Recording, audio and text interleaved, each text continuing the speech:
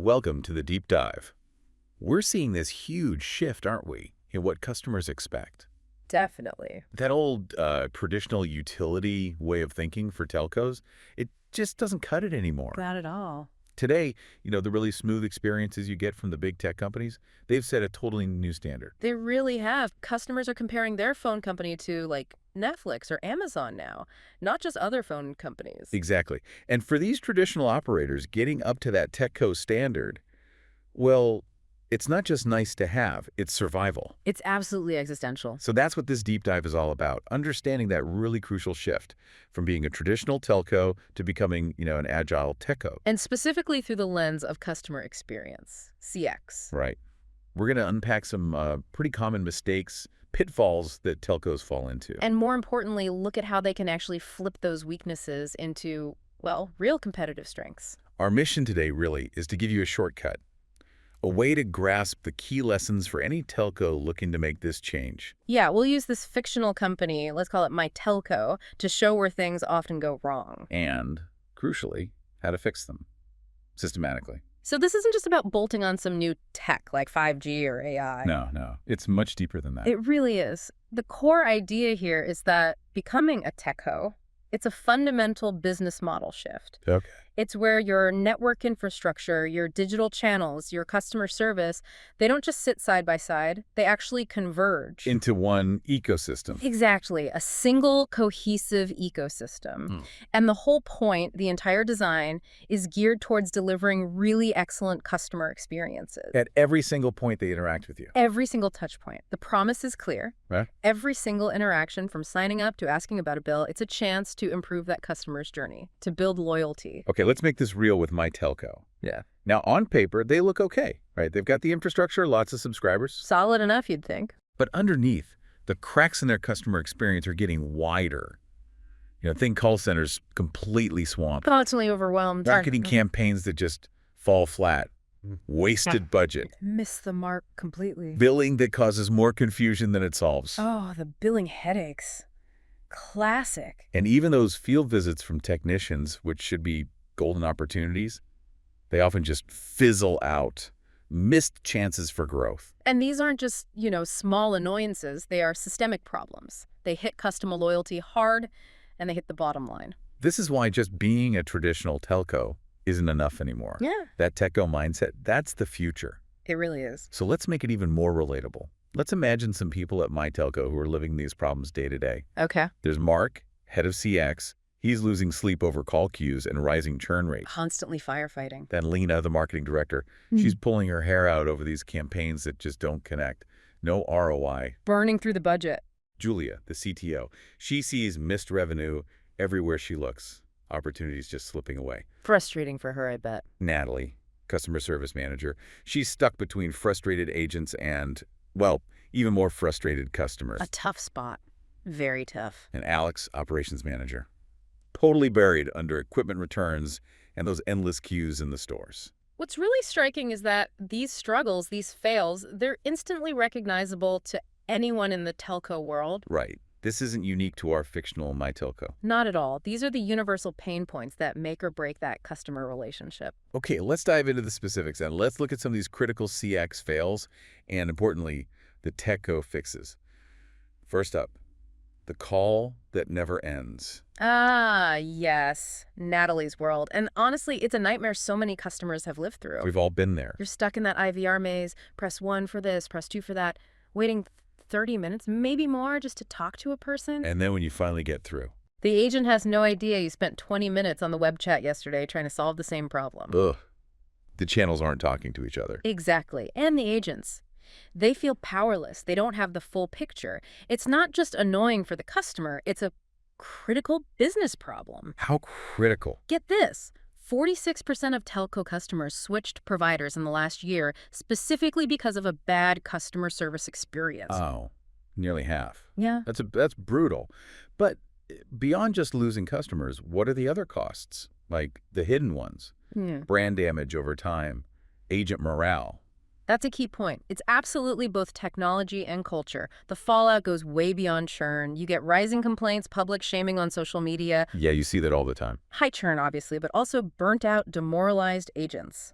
The fix, what we call the CX rescue, it has a few key parts. It blends tech with a new way of thinking about service. Okay, what are they? First, an omni-channel cloud contact center solution. And omni is the vital word here. Not just multi-channel, but unified. Precisely. SMS, WhatsApp, in-app chat, voice. They all feed into one continuous view of the customer's journey. So no more repeating yourself. No, more. Your history follows you. It makes the experience consistent, seamless. That sounds like it empowers the agent too, knowing the history. Massively. Which brings us to the second part. A 360-degree customer view. Okay. Agents get an instant, complete picture. All touch points, often summarized by an AI assistant right there on their screen. So faster resolution. Much faster. But it's more than speed. It's about validating the customer, showing you know their story. That builds trust, and it makes the agent's job easier, which helps retention. And the third part, you mentioned AI. Yes, this is really exciting. Agentic AI escalation. Agentic. What does that mean exactly? It means the AI isn't just a simple chatbot. It can act, it learns, it picks up on cues, frustration in someone's voice, urgency in their typing. Okay. Then it intelligently routes the issue, maybe drafts a suggested reply for the agent, or even orchestrates the follow-up tasks. It works with the human agent, like an intelligent partner. Yeah. So it's collaborative, not just automation. Exactly. It's proactive problem solving. And finally, simple things matter too, like proactive follow-ups. A quick text. Ticket created, 135068. We're on it. Stay tuned. It seems small, but that communication manages expectations. A huge difference.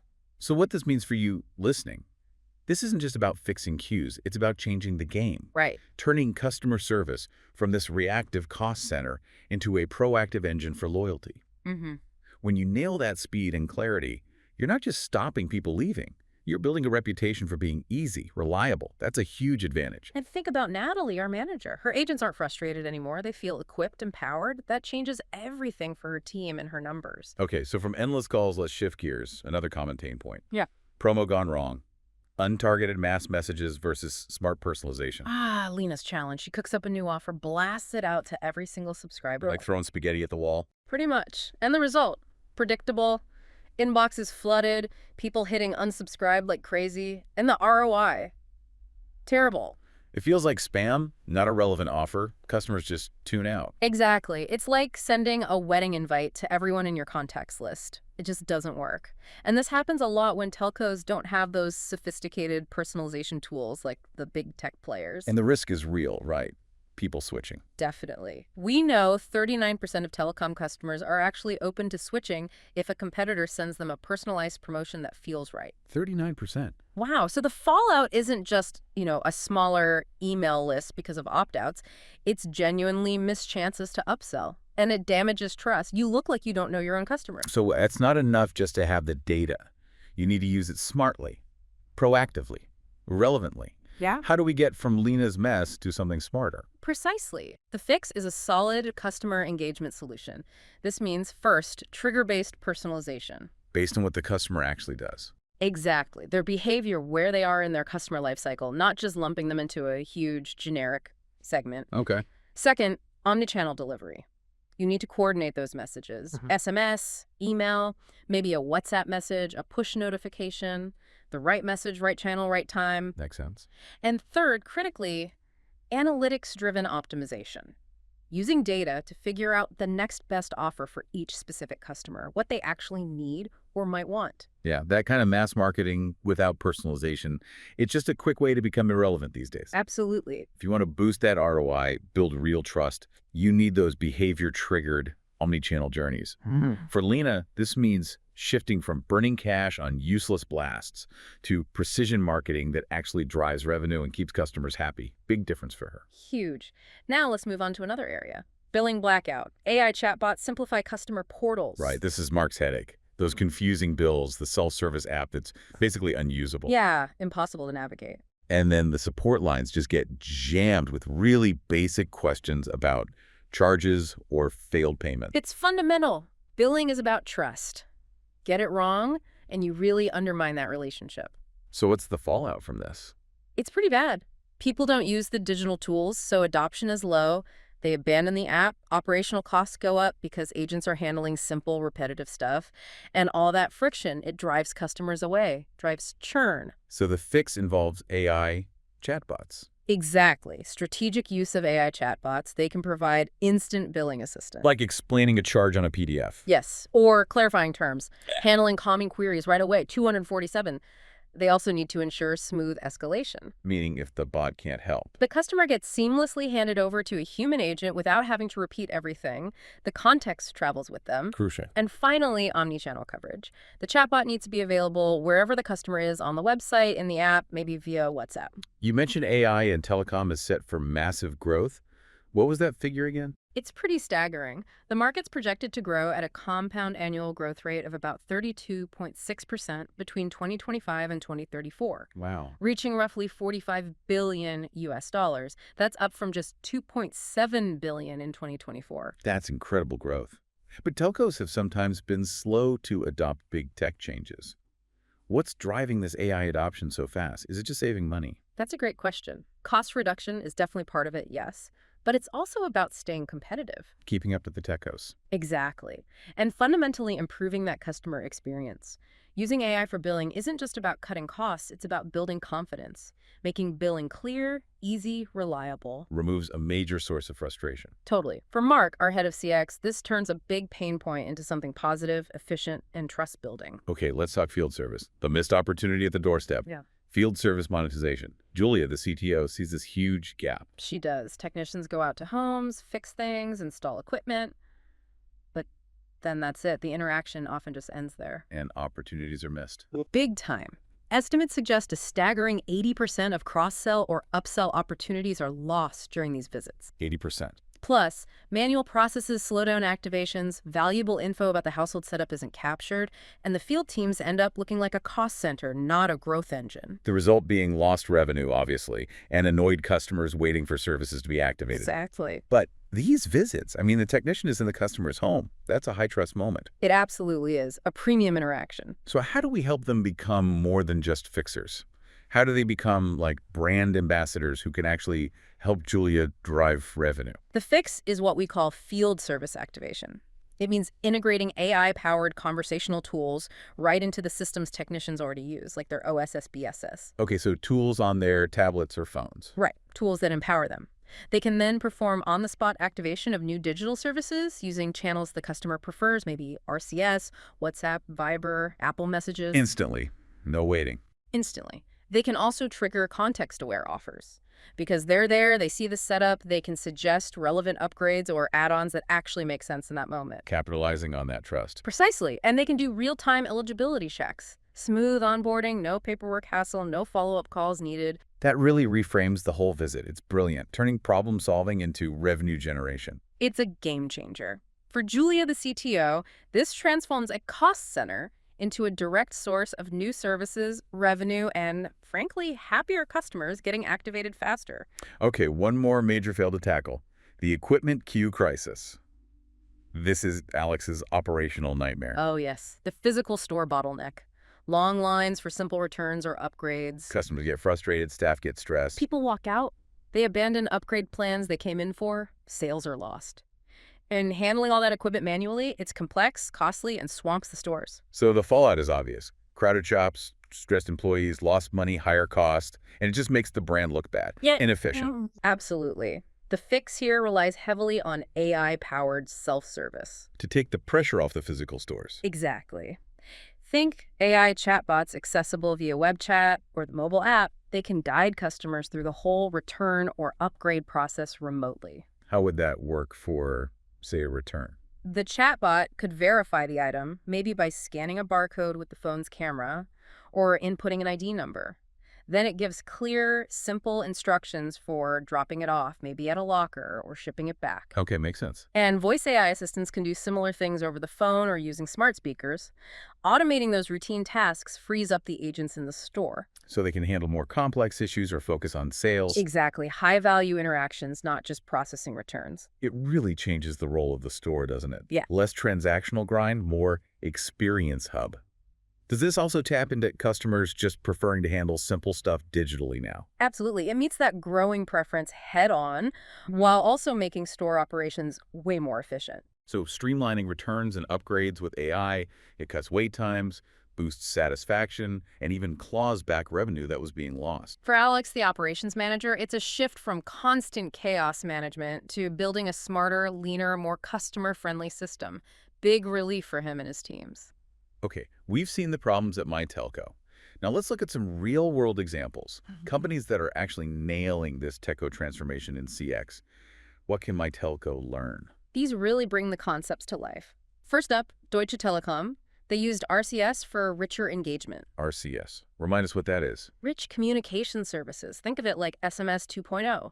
Allows for images, videos, carousels, buttons, branding right within the native messaging app on many phones. Okay, so DT's challenge. They wanted to move beyond just plain text SMS campaigns. They needed something more engaging, more modern for their customers. So what did they do? They ran an omni-channel campaign for Spotify Premium offer using RCS business messaging as a key channel. So not just text, Okay. pictures, buttons. Exactly. Rich media carousels showing off Spotify, clear call to action buttons, their own branding. It looked great. Yeah. And it was backed by automated flows, plus the option for real-time agent help if needed. And the results. Really impressive. They got twice the engagement compared to standard SMS. Right. A 26% higher open rate.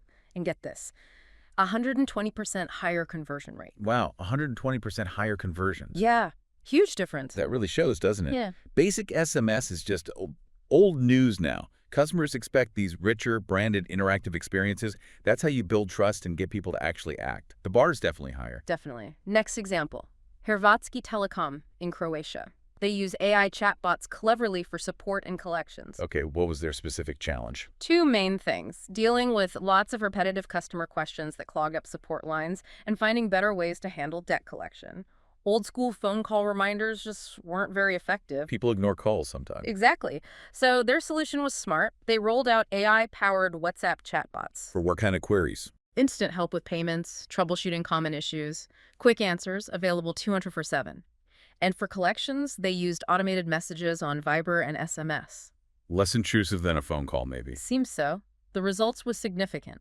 62% of users paid their bills after getting a Viber message reminder. 38% paid after an automated SMS. That's effective. And they even saw a 20% revenue boost from customers upgrading their packages, offers likely prompted through these automated channels. That's fascinating. It shows automation isn't just about cutting costs. It genuinely improves the customer experience by handling the routine stuff quickly, freeing up agents for the tricky problems. That's pure techco thinking.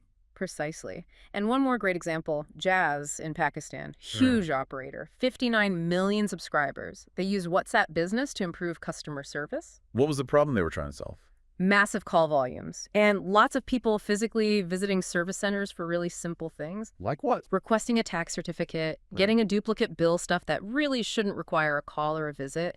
It was making support incredibly slow for everyone. Okay, so how did WhatsApp help? They launched an automated self-service channel right on the WhatsApp business platform. Super simple. Customers just send hi.